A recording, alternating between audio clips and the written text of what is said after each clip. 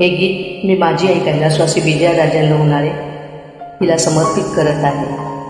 कितीदा नव्याने तुला आठवावे, डोळ्यातले पाणी नव्याने वहावे. कितीदा नव्याने तुला आठवावे, डोळ्यातले पाणी नव्याने वहावे. कितीदा नव्याने तुला आठवावे, डोळ्यातले पाणी नव्याने वहावे.